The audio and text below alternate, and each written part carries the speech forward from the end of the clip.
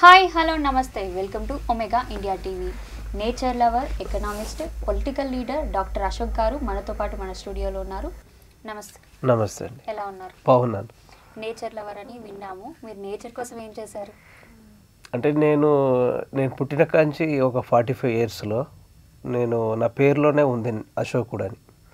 అశోకుడు అంటే మనుషులకే కాదు, ఈ భూమి మీద ఉన్న నాతోటి పుట్టిన ప్రతి జీవికి వాటికి కష్టాలు లేకుండా, దుఃఖం లేకుండా సహసిద్ధంగా తిరగడానికి కావాల్సిన అన్ని రకాల లక్షణాలు ఉన్న ఒక రాజు పేరే నా పేరుంది. ఆ విధంగా ఆయన పేరుని ఉచ్చరించడం ద్వారా అంటే ప్రజలు ప్రతి ఒక్కరు నన్ను గుర్తు చేస్తుండేవారు. అశోకుడు అంటే చెట్లు నాటిస్తాడు, అయితే జంతువులని మచ్చిక చేసుకోగలుగుతాడు, అంటే మన సహసిద్ధమైన వనరులైన సముద్రాలను కానీ, నదులను కానీ, చెరువులను కానీ వీటిని అన్నిటిని బాగు చేసి వాటి ద్వారానే మంచి పేరు, ఒక మంచి పరిపాలకుడు అని పేరు వచ్చిందని చెప్పడం ద్వారా నా లోపల చెప్పకుండా అంటే నేను అనుకోకుండానే నా లోపల ఆ విధమైన స్ఫూర్తి పొందడం వల్ల నేను సహసిద్ధంగా నేచర్ లవర్ని. మామూలుగా నేను ప్రకృతిలో విలేజ్లో పెరిగేవాడిని. ఎక్కడ అవకాశం ఉన్నా ప్రతిరోజు కనీసం హాఫ్ డే అన్నా నేను ప్రకృతిలో జీవించడానికి ట్రై చేస్తా. నాకున్న అంటే ప్రకృతి ప్రసాదం ఒక గోశాల ట్రస్ట్ ఉంది కాచిగూడ పార్సల్ ఆఫీస్ దగ్గర. మీరు ఎవరైనా విజిట్ చేస్తే మీకు అర్థమవుతుంది. ఒక 100 మీటర్లు రోడ్డుకు, మెయిన్ రోడ్డుకు 100 మీటర్ల లోపల ఉంటుంది. అక్కడ నిజంగా విలేజ్ కంటే ఇంకా ఘోరం, అంటే అడవిలో ఉన్న అసలు అంత అనుభూతి ఉంటుంది. ప్లస్ బయటకు వస్తే మళ్ళీ పట్టణ కల్చర్ ఉంటుంది. ఈ విధంగా 2 రకాల కల్చర్ని అనుభవిస్తున్న వ్యక్తులలో మా ఫ్యామిలీ, నేను చాలా అదృష్టం అనుకుంటాను.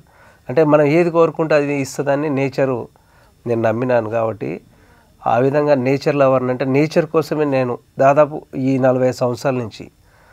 రాజకీయ నాయకులు ఎవరు రాజకీయాలు కోసమే వాళ్ళు కొన్ని పదాలు వాడతారు తప్ప నిజంగా ప్రకృతికి మన జీవం ఇవ్వడానికి కారణమైన, భూమి మీద జీవం ఉండడానికి కారణమైన ప్రకృతి కోసం ఎవ్వరు ఏం చేస్తలేరు.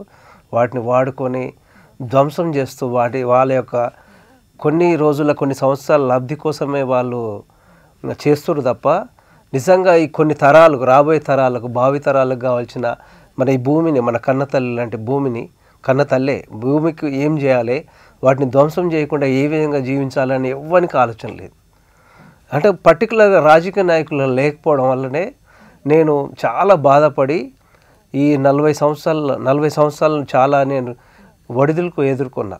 అంటే మన యొక్క ప్రతి వ్యక్తి ఆరోగ్యం కోసం కానీ, అయితే ఆహార విషయాలలో కానీ, తిరగాలన్నా కానీ, గాలి విషయంలో కానీ, నీటి విషయంలో కానీ, అన్ని విషయంలో పొల్యూషన్ అవుతుంది. దీనికి కారణం ఎవరని నేను బాగా దీర్ఘంగా అంతర్ముఖంగా ఆలోచించినప్పుడు నాకు రాజకీయాలని కనపడింది. ఈ రాజకీయ నాయకుల యొక్క పాత్ర వల్లనే ఈ రోడ్డు మీద ఇట్లా, అంటే మామూలుగా ఈ తిరిగే జంతువులను తిరగకుండా వాటిని బందిఖానాల్లో, ఇప్పుడు గోశాలని, రకరకాల వాటి అంటే అవి గిట్ల లాభాపేక్షనే ఈ చేయడం ద్వారా నిజంగా నేచర్లో ఉన్న జంతువులన్న ఫ్రీడంగా ఉంటలేవు.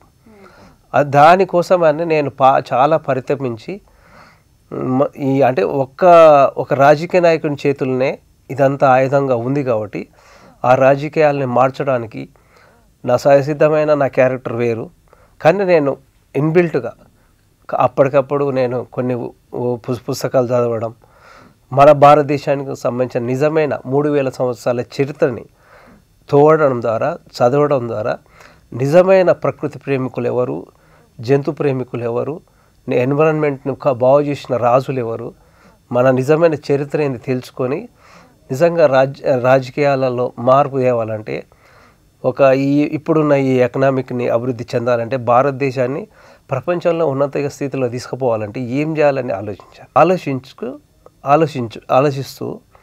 అంటే వీళ్ళు ఒకే సైడ్ తీసుకుపోతున్నారు తప్ప ఎవరు నిజంగా అన్ని రకాల సమతో అభివృద్ధి చేయడం ఎవరు చేస్తలేరు.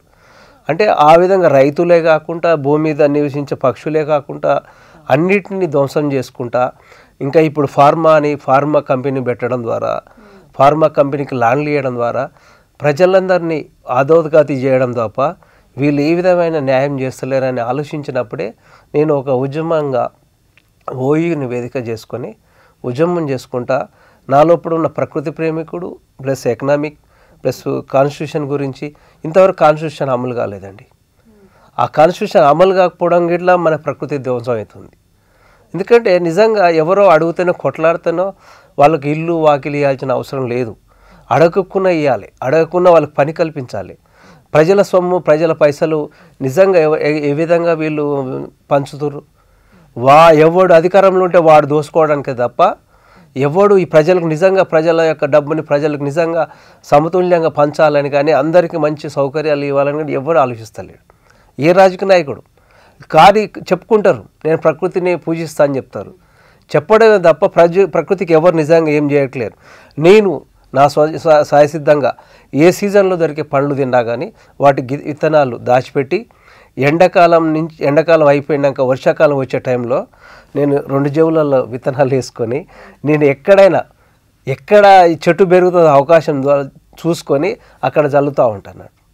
అవి ఎన్ని చెట్లు అవుతాయో ఎంత పెరుగుతుందో అది రేపు నేచర్ చెప్తుంది. నేను ఎవరికో చెప్పడానికో లేదంటే ఏదో లబ్ధి పొందడానికి చేయట్లేనండి. అంటే నా సహసిద్ధము నేను ఏదైనా పండ్లు తిన్నా కానీ మామూలుగా కాంక్రీట్ ఉన్న దగ్గర వేయను. వాటి గింజలు భూమి మీద వేయడానికి ట్రై చేస్తాను. కనీసం ఒక్కటనే నేను తిన్న ఒక 100 గింజలలో ఒక్క గింజని మొదకెత్తే అది చాలా సాటిస్ఫాక్షన్. ఆ విధంగా నేను ఇన్బిల్ట్ ఎవరికో చెప్పడం కాదు, నేను మారుతూ ప్రపంచానికి మారాలనే ఉద్దేశంలో కొన్ని విషయాలు చెప్పడం కాకుండా చేసి చూపెట్టాలనే ఉద్దేశంలో కొన్ని బయటి ప్రపంచానికి రావడం అయింది, బయటి ప్రపంచం చెప్పడం జరుగుతుంది. ఆ విధంగా రోజు నేను నేచర్ని కాపాడనే పరితపిస్తాను. నేనే కాదు మా ఇంట్లో మా ఫ్యామిలీకి ఇట్లా. ఆ విధంగా నేను ఎన్నో ఒడిగొడుగులు ఎదుర్కొంటూ ఇప్పుడు ఒక 5 సంవత్సరాల నుంచి ప్రకృతి గోశాల ట్రస్ట్ అని పెట్టి అంటే అంతో ఎంతో అవేర్నెస్ ఉంది ఆవు మీద. ఆవు ద్వారానన్నా మిగతా జీవులను ఇట్లా కాపాడవచ్చు అనే ఉద్దేశంలో నేను ప్రకృతి గోశాల ట్రస్ట్ నేను మా భార్య ఇద్దరం కలిసి దాన్ని ట్రస్ట్ రిజిస్టర్ చేయడం జరిగింది. ఈ మధ్యనే 2 నెలల కాలం నుంచి నారాయణగూడ మెయిన్ రోడ్లో నాకు మెడికల్ నడిపించుకునే మెడికల్ షాప్ని అలోపతి మెడికల్ షాప్ని తీసేసిన నేను. అంటే దాని ద్వారా అలోపతి అనేది ఒక మాఫియా అని కొన్ని రకాల అవసరాలకు వాడుకోవచ్చు, వాటి వల్ల ఆరోగ్యం దెబ్బతింటుందని సహజసిద్ధమైన ఆహారం వల్లనే మనిషి యొక్క ఆరోగ్యం ఆయుష్ పెరుగుతుందని నేను గ్రహించి నేను నా యొక్క ఫస్ట్ అలోపతి మెడికల్ షాప్ని హైదరాబాద్లో తీసేసిన వ్యక్తిని. నేను మంచి ఇన్కమ్ వస్తుండే కానీ డబ్బులు శాశ్వతం కాదు, జీవితంలో పేరు ఉండాలి. ఇప్పటికీ 2300 సంవత్సరాల క్రితం ఉన్న అశోకుని పేరు ఇప్పటికీ మనం ఉచ్చరిస్తున్నాం, నాకు పేరు పెట్టారు.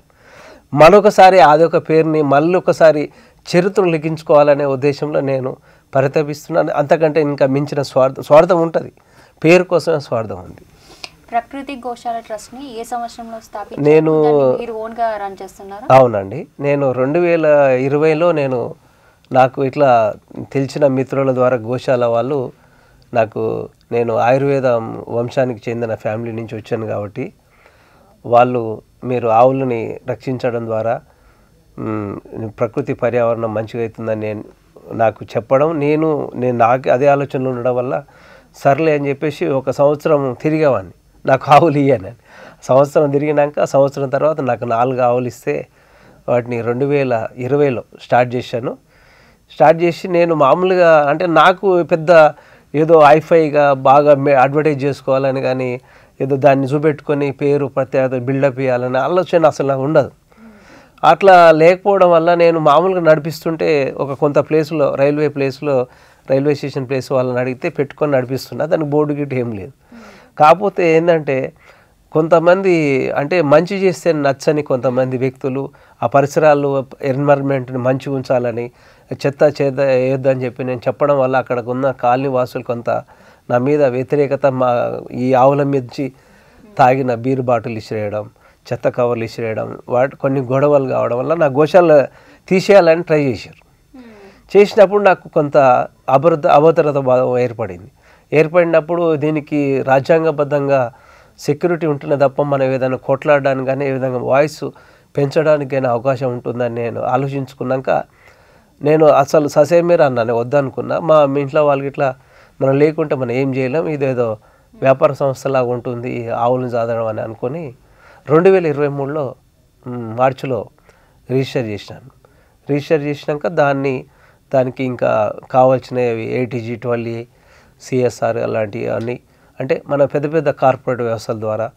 కొంత ఫండ్ తీసుకొని అప్పటి వరకు మేము మా ఫ్యామిలీ నుంచి వచ్చే కొంత ఆయుర్వేదము నేను నాడి పరీక్ష చేస్తాను, వాటి వల్ల వచ్చే డబ్బుని వాడుకొని నేను గోశాలను రన్ చేసేవాడిని. అయితే నా యొక్క చిన్న చిన్న ఈ పైసల ద్వారా ఆవులను రక్షించవచ్చు. కానీ ఇంకా పెద్ద ఎత్తున అంటే ఈ సమాజానికి ఒక మార్పు దిశగా వాళ్ళకు అవేర్నెస్ చేయాలనే ఉద్దేశంలో కొన్ని వందల ఎకరాలని సహజసిద్ధమైన అడవిగా సృష్టించాలంటే వందల ఆవులను, లక్షల ఆవులని కాపాడాలంటే అది పెద్ద పెద్ద కంపెనీ వాళ్ళు కానీ పెద్ద ప్రజల నుంచి కానీ కొంత వాళ్ళ సలహాలు కానీ సహాయం తీసుకొని ఎన్వైర్న్మెంట్ని లేదా ప్రకృతిని బాగు చేయాలనే ఉద్దేశంలో బయటకు వచ్చి నాకున్న షటర్ని ఇట్లా అంటే ఒక వ్యాపారం చేసే ఒక దాన్ని ఇట్లా నేను గోశాలగా మార్పు చేసుకొని అక్కడ ఉన్న స్కూల్ పిల్లలు కానీ అట్లా అక్కడి నుంచి పోయే రోడ్డు మీద పోయే పాదచారులు కానీ వాహనదారులు కానీ అందరికీ నా బోర్డు ద్వారా నా యొక్క గోశాలని రోడ్డు మీద పెట్టడం ద్వారా లక్షల మందికి అవేర్నెస్ అవుతుందని అనుకుంటున్నా. ఇక్కడ నేను సక్సెస్ అయిందని సంతోషపడుతున్నా. డబ్బు అనేది రాలేదు, ఎందుకంటే నేను ఇంతవరకు మామూలుగా 24 గంటలలో 23 గంటల 30 నిమిషాలు నేను మాట్లాడాను ఎవరితో యాక్చువల్. నా లోపల నేను అంతర్లీనంగా మాట్లాడుకొని వాటికి సమస్య పరిష్కారం అన్నీ నేనే ఆలోచిస్తూ ఉంటాను. అంటే ఒంటరిగా ఉంటాయి ఎక్కువ. అసలు నేను ఓపెన్ కానప్పుడు ఎవరు ఎట్లా మనకు చేయగలుగుతారు, ఎవరైనా నా దగ్గర రాలేరు కదా. అందుకని నేను ఏంటంటే ఓపెన్ కావాలనే ఉద్దేశంలో మనకున్న ఈ మీడియా సంస్థలు ఉన్న మిత్రులు పిలవడం ద్వారా సరే కొంచెం ఓపెన్గా అవుదాం, కొన్ని గంటలైనా మాట్లాడితే ప్రపంచం తెలుస్తుంది. అంటే మౌన ముద్రలో ఇప్పుడు వెనకటి కాలంలో అమ్మో అది మునులు వీళ్ళంతా తెలిసేది సమాజానికి. కానీ ఇప్పుడు నోరు ఎవరికైతే ఉంటుందో వానికి ఊరు ఉంటుంది అన్నట్టు. సరే నోటి ద్వారానే సమాజం అందరికి తెలవాలి, అవేర్నెస్ చేయాలి. అది అట్లా చేయడం ద్వారానే సమాజం తెలుస్తుందని మీ మీడియాని వాడుకొని సమాజంలో ఎవరైనా ఒకరు మారితే అది సంతోషం అని నేను ఆశిస్తున్నాను. ప్రకృతిని నష్టపరిచే ప్లాస్టిక్ నివారణ గురించి మీరు ఎలాంటి సందేశాలు ఇస్తారు? అంటే నేను సందేశాలు ఇచ్చే అంత అంటే లేను. ఒక పాలకుడు చేయగలుగుతాడండి. రాష్ట్రానికి ఒక పాలకుడు ఉండు, దేశానికి ఒక పాలకుడు ఉండు, వాళ్ళనే ముఖ్యమంత్రి అంటారు, ప్రధానమంత్రి. అతను కనుక నిజంగా ప్రకృతికి పర్యావరణానికి మంచి చేయగలుగుతాడనే ఆలోచన ఉంటే, ఆయన చిత్తశుద్ధి ఉంటే ఆయన దగ్గర ఉన్న ఈ మన ప్రజల యొక్క డబ్బుని వాడుకొని వితిన్ 6 నెలలు 1 ఇయర్ లోపల మార్చగలుగుతాడు మొత్తం ఎంటైర్గా. ఇప్పుడు 90s, 80s, 1990s, 80s cloth covers ఉంటుండే. వాటి ద్వారా అసలు ఏ విధంగా నీకు ఎక్కడ చూద్దామన్నా కానీ ప్లాస్టిక్ కనపడకపోయేవారు. ఇవి మామూలుగా మేకలు కానీ ఆవులు కానీ మిగతా జంతువులు అంటే అంత వాటి మీద వ్యాపారం లేదు కాబట్టి వాటిని ఎవరు పట్టుకోవడానికి లేరు కాబట్టి అవి ఫ్రీగా తిరిగాయి. కానీ అప్పుడు ఆవులు కానీ మేకలు కానీ ఫ్రీగా తిరిగాయి. ఎందుకంటే ఇంత 500-900 రేటుతోటి ఈ మేకలు ఇంత రేటు లేకపోవడం వల్ల వాటిని ఎవడు తీసుకొని కట్టేసుకొని కోసుకొని తిందామనే ఆలోచన ఉండకపోయేది. కాబట్టి అవి ఫ్రీగా తిరిగేవి,